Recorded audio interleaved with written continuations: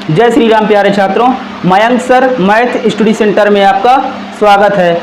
आशा करता हूँ आप सब अच्छे होंगे। आज होली का पर्व है।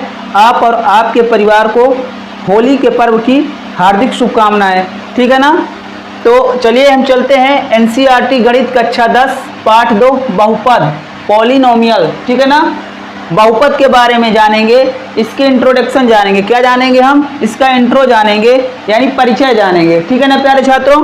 तो यहाँ पर देखिए, बहुपद को जानने से पहले हम चर और अचर के बारे में जान लेते हैं। चर यानी वेरिएबल, ठीक है ना, और अचर यानी कांस्टेंट। तो इनके बारे में जान लेते हैं हम, फिर हम चलेंगे बहुपद में। बहुपद के बारे में जानेंगे। बहुपद के बारे में जानने से पहले हम चर और अचर के बारे में जान लेते हैं, क्योंकि इन्हीं दोनों के संग्रह से हमारा बहुपद बनता है। ठीक है ना प्यारे छात्रों। तो जान लेते हैं चर। चर यानी वेरिएबल, वेरिएबल वैल्यू यानी चर राशि। चर राशि हम किसे कहते हैं? तो देखिए, गणित में कुछ ऐसी राशियां जिनका मान बदलता रहता है चर राशि कहलाती हैं। क्या है? गणित में कुछ ऐसा, ठीक है ना, गणित में कुछ ऐसी राशियां जिनका मान बदलता रहता है, यानी स्थिति के अनुसार इनका मान चेंज हो जाता है, तो ये क्या कहलाती हैं? चर राशि कहलाती हैं। अब इनके एग्जाम्पल क्या हो सकते हैं? एग्जाम्पल यानी उदाहरण। आपने ABCD तो पढ़ी है, सबको ही पढ़ा है, ठीक है ना, तभी ना 10th तक पहुंच चुके हैं। जब ABCD यानी अल्फ़ाबेट, ठीक है ना। तो अल्फ़ाबेट क्या होते हैं हमारे? जैसे ABCDEFG, ठीक है ना, XYZ, ठीक है ना, यानी स्मॉल अल्फ़ाबेट। ठीक, तो ये हमारी क्या कहलाती हैं? चर राशि कहलाती हैं। अब इनका मान, आप बोलोगे कि सर ही आपने बताया इनका मान बदलता रहता है। हाँ, तो बदलता रहता है, वो भी हम दिखाते हैं। तो यहाँ पर हम लिख सकते हैं एग्जाम्पल में XYZ ABC, ठीक है ना। ये हमारी क्या हो गई? चर राशियाँ हो गई प्यारे छात्रों, ठीक है ना। अब इसको हम समझा रहे हैं कि इनका मान बदलता कैसे है, ठीक है ना। जैसे यहाँ पर है x + 5, ठीक है ना। अब देखिए, यहाँ पर अगर हम रख रहे हैं x बराबर 1 और एक जगह पर रख रहे हैं x बराबर 2, x बराबर 3, तो जब हम इसमें x बराबर 1 पुट करेंगे, क्या करेंगे? x बराबर 1 पुट करेंगे तो क्या हो जाएगा हमारा? 1 + 5 यानी क्या हो जाएगा? 6 हो जाएगा। ठीक है ना प्यारे छात्रों। 1 पुट करने पर कितना आया? 6। अगर यहाँ पर हम 2 पुट कर रहे हैं x की जगह पर, तो यहाँ पर 2 + 5 कर रहे हैं तो क्या हो जाएगा? 7 हो जाएगा, 7 हो जाएगा। फिर अगर इसी की जगह पर हम 3 पुट कर रहे हैं x की जगह पर, तो यहाँ पर हो जाएगा 3 + 5 = 8। तो इनका मान क्या निश्चित है? तो आप बोलोगे निश्चित नहीं है। जब निश्चित नहीं है तो ये चर का मतलब कि इनका मान बदलता रहता है, ठीक है ना। इनका मान हमेशा चेंज होता रहता है। जैसे हम मानते हैं गणित में कि x बराबर 100, माना हमने x बराबर 5 रुपए की क्या ली? बिस्किट ली, टॉफ़ी ली। इस तरह का इनका मान बदलता रहता है, माना करके हम सवाल को हल करते हैं। ये हो गया हमारा चर। तो चर के बारे में आप जान चुके हैं। अब हम चलते हैं अचर के बारे में, ठीक है ना। तो यहाँ पर जगह की कमी हो रही है, मिटा अचर, ठीक है ना। तो ऐसी राशियाँ जिनका मान निश्चित रहता है,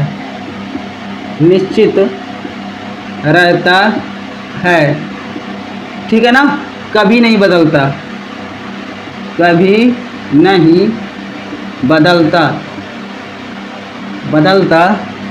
है। अचर राशि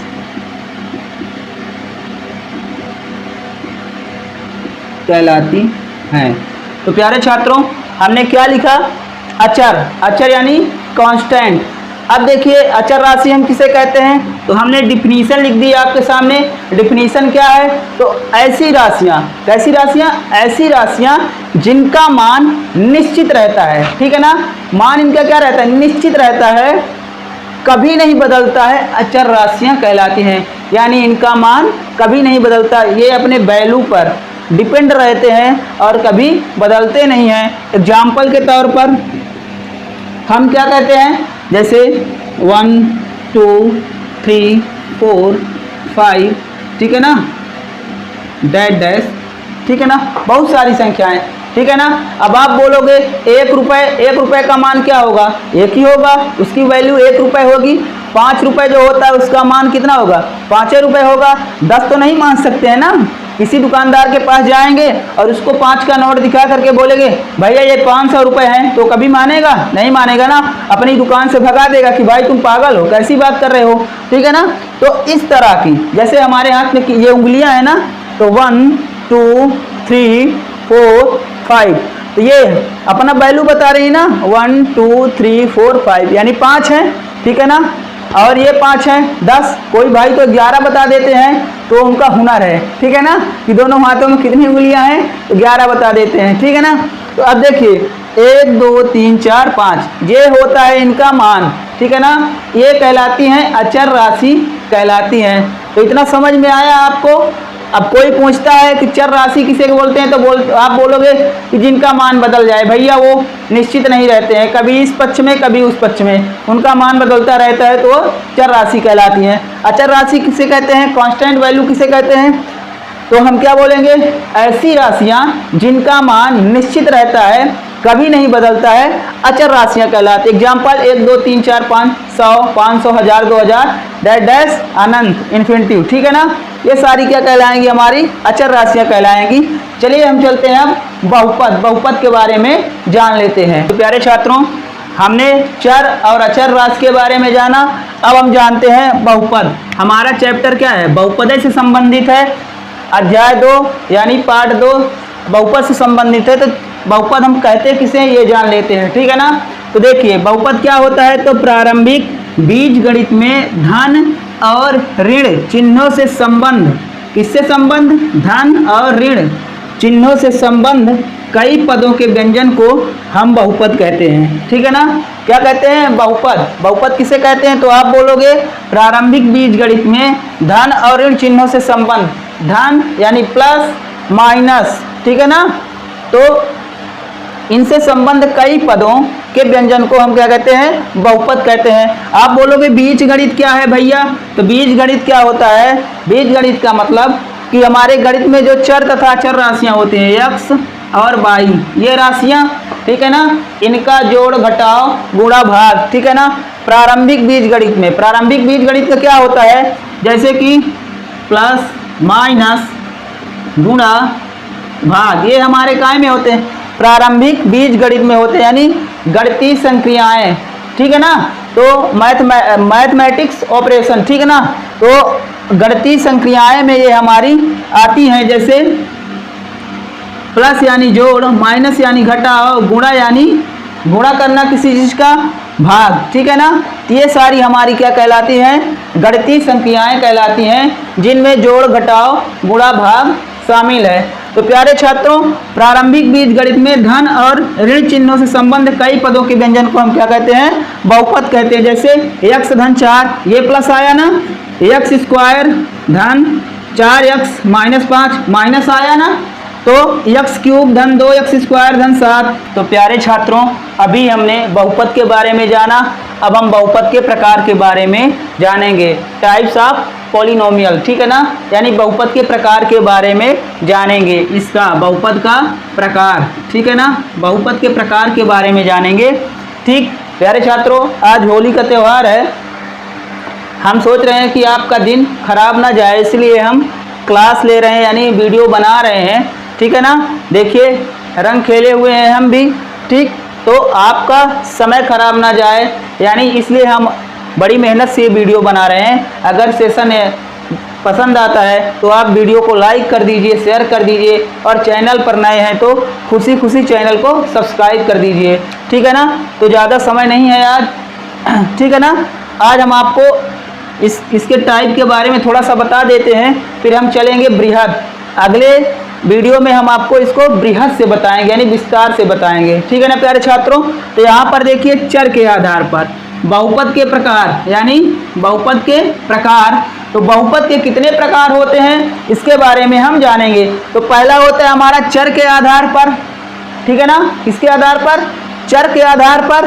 दूसरा होता है हमारा घात के आधार पर और तीसरा होता है हमारा पद के आधार पर, ठीक है ना। तो चर, हमारी चर राशियां क्या कहलाती हैं, जैसे कि A B C X Y Z P Q R, इसके बारे में जानेंगे, यानी चर के आधार पर। फिर हम जानेंगे घात के आधार पर कि कितने प्रकार के होते हैं बहुपद, किसके आधार पर, घात के आधार पर। घात यानी डिग्री, ठीक है ना, किसके आधार पर, यानी डिग्री के आधार पर हम जानेंगे, ठीक है ना प्यारे छात्रों। तो घात के आधार पर यानी पहला होता है हमारा जिसको हम बोलते हैं शून्य बहुपद, क्या बोलते हैं, शून्य बहुपद, ठीक है ना, जीरो पॉलिनोमियल, ठीक। फिर होता है हमारा शून्य बहुपद, फिर होता है रैखिक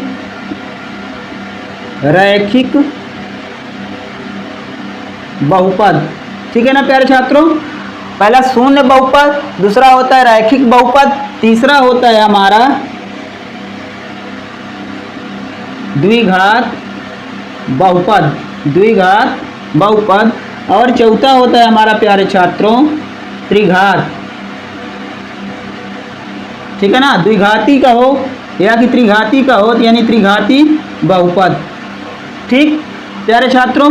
और पद के आधार पर हम जानेंगे, पहला है एक पदी, दूसरा है द्विपदी और तीसरा है त्रिपदी, ठीक है ना, एक पदी, द्विपदी और त्रिपदी। तो इन सब के बारे में हम अगले वीडियो में, ठीक है ना, जानेंगे। तो अच्छी तरह से आप वीडियो को देख लीजिएगा और वीडियो को लाइक कर दीजिएगा और चैनल पर नए हैं तो चैनल को सब्सक्राइब कर दीजिएगा, ठीक है ना। और बढ़िया से होली का त्यौहार मनाइए, रंग खेलिए, पर थोड़ा सा आँख बचा करके रंग खेलना जिससे आँखों को नुकसान ना पहुँचे, ठीक है ना प्यारे छात्रों। तो thanks for watching my YouTube channel, धन्यवाद।